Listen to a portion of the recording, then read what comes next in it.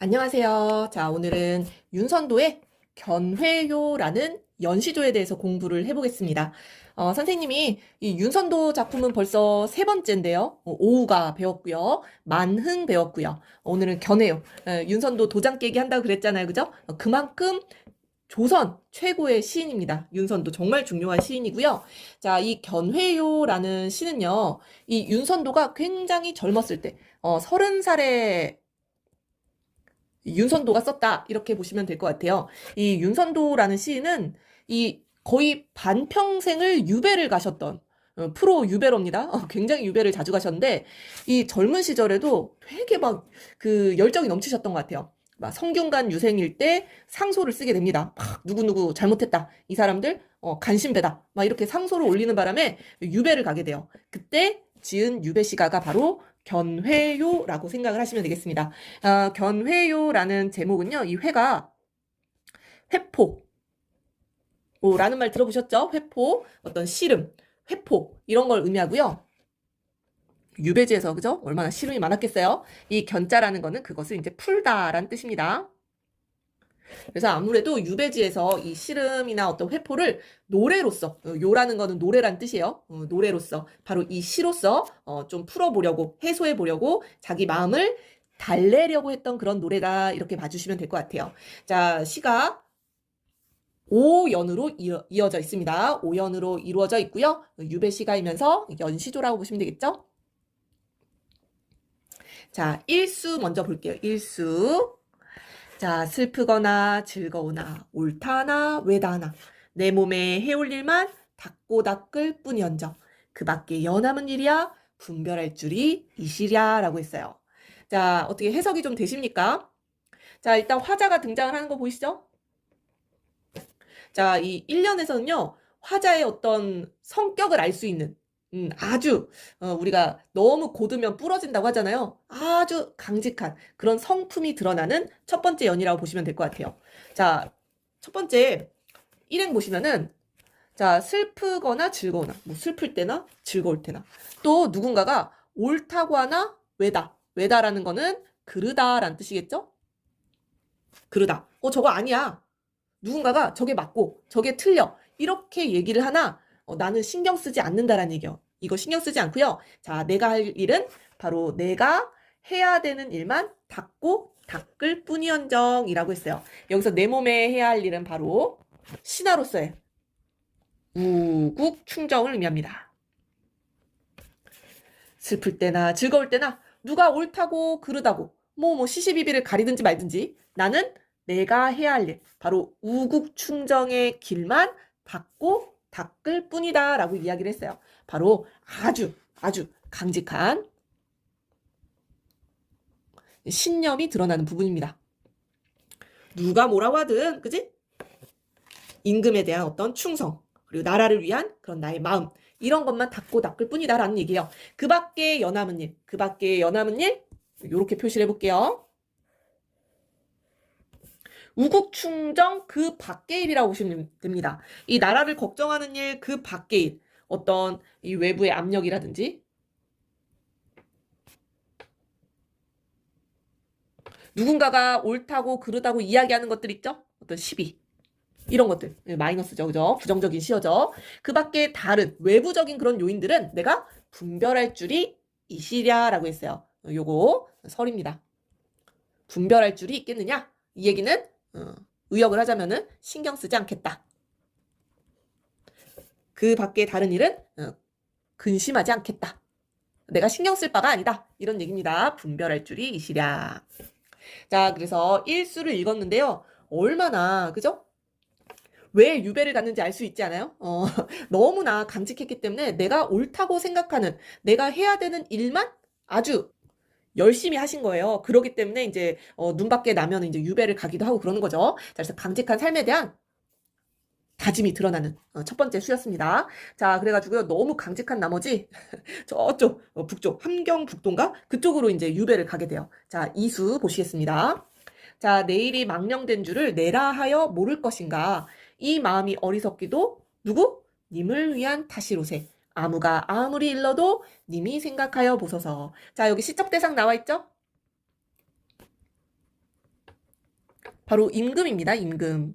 우리 유배시가에서는 특히나 임금에 대한 이야기가 나올 수밖에 없어요. 그죠? 자, 앞에서부터 해석을 해보자면요. 자, 내 일이 망령된 줄. 내가 좀 자기가 생각해도 약간 좀 망령되게 좀 뭔가 이 너무 어긋나게 행동을 했다라는 거죠. 그 밑에 어리석다라는 말이 나오죠? 비슷합니다. 그죠? 자, 내가 한 일이 사실은 자, 우리가 조금 더 구체적으로 작가의 삶을 이렇게 들어가 보자면요. 이 그 당시에 가장 권력가죠. 권력을 갖고 있었던 인물이 이이첨이라는 인물이에요. 그리고 이이첨이라는 인물인데 이 이이첨의 횡포를 고발하는 상소문을 썼어요. 그것도 젊은 나이 20대 청년이었을 거 아니에요. 이 성균관 유생이 막 그 가장 권력이 높았던 이이첨이라는 사람 막 이거 잘못했고 저거 잘못했고 그 상소를 올렸다라는 얘기입니다. 그래서 내가 생각해도 그 좀 어리석은 일이었어. 망령된 일이었어. 라고 이야기를 하는 거예요. 내라 하여 모를 것인가? 나라고 해서 모르겠는가? 이것도 설이죠. 안다라는 얘기죠. 다 알면서도 누구를 위해서 그렇게 행동을 한 거예요? 이 마음 어리석기도 다 누구를 위한? 임금을 위한 일이었다라는 얘기입니다. 바로 임금을 위한 탓, 우국충정을 얘기하는 거예요. 솔직히 그냥 유생이라고 하면 대학생 정도 보시면 되잖아요. 대학생이 권력가에게 상소를 올렸다. 완전 계란으로 바위치기 아니에요. 그죠? 근데 그런 행동을 왜 했느냐? 바로 이 임금을 위한 일이었다라는 얘기입니다. 임금을 위한 일. 자, 그래서 아무가 아무리 일러도 님이 생각하여 보소서라고 했어요. 아무라는 건 이제 아무개가 뭘 일러 바치겠어요? 나에 대한 안 좋은 이야기들이겠죠? 그죠? 자, 이 아무는 바로 나를 모함하는 시적 화자를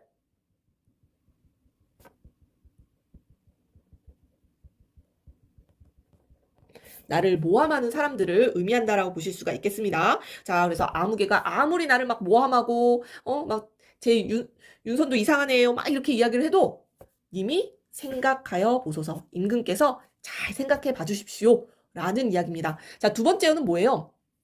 다 임금을 위한 행동이었다. 나는 우국충정에서 다 비롯된 일이었다라는 얘기예요. 자, 유배온 거 약간 억울하다는 얘기죠. 그죠? 억울함을 호소하면서 결백함을 주장하고 있는 연입니다. 그 누가 나를 모함하더라도 이미 생각해 보소서. 잘 헤아려 달라라는 결백함을 호소하는 억울함을 호소하는 연이 이수였습니다. 자, 요런 거 유배시가에 잘 나오는 정서라고 보실 수가 있겠어요. 자, 이렇게 정서가 드러나는 부분들은 선생님이 분홍색으로 체크를 좀 해본 겁니다. 자, 삼수로 내려가 볼게요. 자, 추성 진호루 밖에 울어 얘는 저 시내야. 무음홀이라 주야에 흐르는가? 님을 향한 내 뜻을 조차 그칠 줄을 모르는가? 자, 여기서 시내. 요거 시험에 잘 나옵니다. 그죠? 자, 추성 진호루라는 거는요. 바로 이 윤선도가 유배간 곳에 있는 함경북도에 있는 이 성 이름이고요. 진호루는 이 누각 이름이겠죠? 이 유배지에 있는 건물이라고 보시면 됩니다. 자, 그래서 유배지에 이 진호루라는 누각이 있는데요. 이 누각 근처에 시냇물이 흐르나 봐요. 울어 얘는 저 시내야 라고 했어요.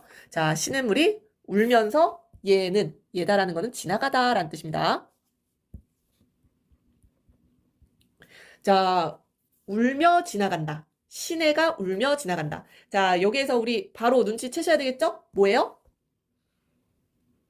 네 글자. 요거 시험에 잘 나오잖아요. 그죠? 시험에 내기 너무 좋지 않아요? 이 시내라는 거는 그냥 흐르는 거예요. 근데 마치 내가 지금 뭐예요? 유배지에서 억울하고 슬프고 막 비분 관계, 그죠? 그러니까 나의 감정이 이입돼요. 예쁘게 필기를 하고 싶은데, 그죠? 자, 감정이 이입되어 울며 지나간다. 이렇게 표현을 한 겁니다. 자, 이 시냇물 감정이입의 대상물이다. 이렇게 보시면 될 것 같아요. 자, 그래서 이 시내가요. 이 물은 끊이지 않잖아요. 그죠? 계속 흐르죠. 무엇하려고 주야에 밤낮으로 쉬지 않고 흐르는 거예요. 계속 울면서 이 흘러가는 거야. 그지? 그치지 않는 거야. 바로 무엇을 조차? 님을 향한 내 마음을 조차 그칠 줄을 모르는가라고 했어요. 바로 님을 향한 내 마음. 일편단심. 연군지정. 자, 바로 이 시냇물이 왜 계속 밤낮으로 흐르는가? 바로 님을 향한 나의 이런 일편단심, 연군지정 이런 걸 닮아서 그칠 줄을 모른다라고 표현을 했습니다. 그칠 줄을 모르는가? 서리법이죠. 그치지 않는다라는 얘기입니다. 자, 오른쪽에 자, 정리해 보면은 바로 임금을 향한 변함없는 충정을 시냇물에 감정이입을 해서, 그죠? 시냇물에 감정이입을 해서 노래를 했다라고 보실 수가 있겠습니다. 자, 요 시내. 요렇게 밑줄 치고 시험에 잘 나오는 시어예요. 자, 그 다음에 변함없는 충성심을 얘기했다라고 하면은 사실 지금 1, 2, 3수는 다 어떤 충정, 그죠? 임금에 대한 이야기를 하고 있었어요. 자, 4수는요. 이게 30살이라고 하면은 학생들에게는 나이가 많은 어른처럼 보일 수 있지만 30살이라고 아직 애기예요, 애기. 그래서 유배지에 갔더니 누가 그리워요? 엄마, 아빠 보고 싶은 거예요, 그죠? 자, 여기 시적 대상 어버이로 바뀌었습니다. 자, 읽어볼게요. 매흔 길고 길고, 물은 멀고 멀고, 어버이 그린 뜻은 많고 많고 하고 하고, 어디서 외기러기는 울고 울고 가느니 라고 했어요. 자, 바로 어버이를 그리워하는 마음에 대해서 노래를 했네요. 자, 그런데 이 어버이를 그리워하는 마음을 드러내기 위해서 사용된 표현 방식이 있어요. 눈에 딱 띄셔야 돼요. 동어 반복이 많죠? 길고 길고, 멀고 멀고, 많고 많고, 하고 하고. 이 하다도 많다라는 뜻입니다. 외기러기도 그냥 울고 가는 게 아니라 울고 울고 갑니다. 울고 울고. 자, 많고 많고 하고 하고. 같은 뜻이에요. 자, 그래서 동어 반복이 일단 눈에 띄네요. 그죠? 동어 반복.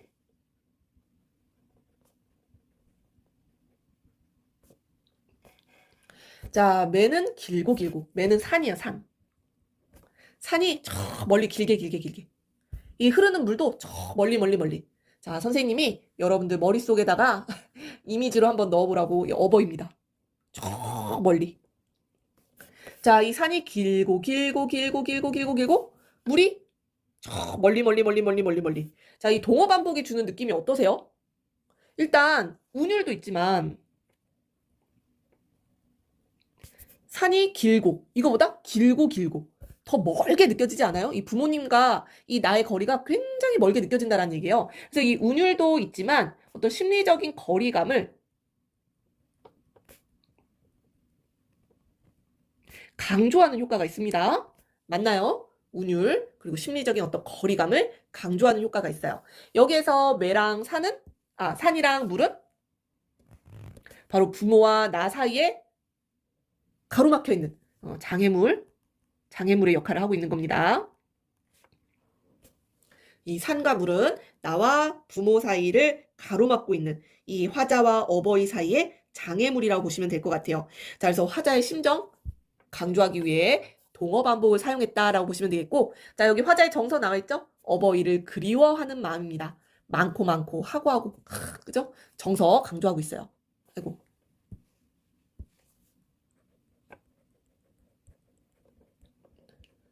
거기에다가 지금 내가 너무 슬프잖아요. 부모님과 지금 멀리 떨어져서 지금 귀양 가고 있단 말이에요. 갈매기도 울어주잖아요. 어디서? 왜 기러기. 그냥 기러기도 아니고 왜 기러기예요. 짝을 잃었잖아요. 짝을 잃고 혼자 떠도는 기러기가. 기러기도 그려봤어요. 울고 울고 가느니 지나간다. 자, 기러기도 뭐예요? 울다. 감정이입되어 있죠. 자, 그러니까 이 시는 감정이입을 시켜놓은 자연물이 두 개가 등장합니다. 시내 그리고 외기러기. 그런데 이입된 감정이 달라요. 이 시냇물은 임금을 향한 나의 마음을 이입시켜서 울며 지나간다라고 표현을 했고요. 외기러기는 어버이를 그리워하는 마음을 이입시켜서 울고 간다라고 표현을 한 겁니다. 그래서 외기러기, 이 시내 약간의 차이점도 알고 계셔야 될 것 같아요. 자, 그래서 사수는 부모에 대한 노래였습니다. 부모에 대한 그리움, 부모와 멀리 떨어져서 너무너무너무 이 슬픈 이 마음을 동어 반복, 그죠? 그리고 감정이 요런 걸 통해서 아주 효과적으로 드러낸 부분이라고 보시면 되겠고요. 마지막 오수입니다. 오수. 자, 마지막 오수는요. 마무리를 이렇게 했어요. 어버이를 그리워하는 마음은 처음부터 알고 있었어요. 내가 이렇게 유배를 갔을 때 어버이 그리워할 줄은 처음부터 알았어. 근데 임금을 향한 뜻도 하늘이 삼겨시니. 하늘이 만들어 주었다. 삼기다라는 얘기는 만들어 주었다라는 얘기입니다.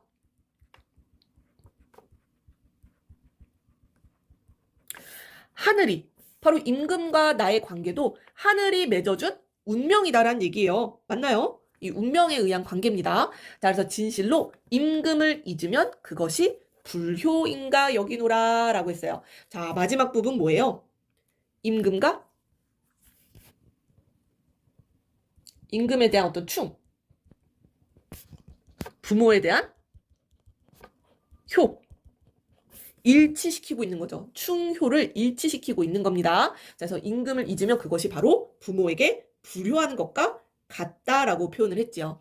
자, 그리고 중장에서 임금을 향한 뜻도 하늘이 삼기시니 이 부분 조금만 더 설명을 하자면요. 바로 이 군신관계, 이 부모 자식 간의 관계는 핏줄로 연결이 되어 있잖아요. 그죠? 핏줄로 연결이 되어 있기 때문에 뭐 끊으려고 해도 끊을 수 없는 관계입니다. 그죠? 그런데 이 군신 관계도 하늘이 다 만들어준 인연이에요. 그래서 이 부분은 군신 관계의 어떤 절대적 당위성을 부여하고 있는 부분입니다. 그래서 군신 관계도 하늘이 맺어준 당위를 갖고 있는 반드시 충성을 다해야 되는 대상이다라는 얘기죠. 그래서 임금을 잊는 것이 바로 부모에게 불효하는 것과 같다라는. 자, 마지막 오수 연군지정의 당위성을 이야기하고 있는 연입니다. 자, 그래서 오수까지 쭉 읽어봤는데요. 전체적으로 정리를 해보자면은 자, 주제는 사친, 부모를 그리워하는 마음과 우국충정, 나라를 위한 마음 이렇게 보실 수가 있겠는데요. 1수에서 3수는 바로 이 충에 대한 이야기였어요. 그죠? 충에 대한 억울함 호소하고 연군지정, 우국충정 막 이야기한 그 부분이란 말이에요. 4수에서는 부모에 대한 그리움, 효에 대해서 이야기하고요. 마지막 5수 마무리를 충효 일치로 마무리를 하고 있는 겁니다. 그래서 전체적인 어떤 시의 어떤 구조, 어떤 시의 이런 전개 방식 이런 거 살펴봐 주시면 좋을 것 같아요.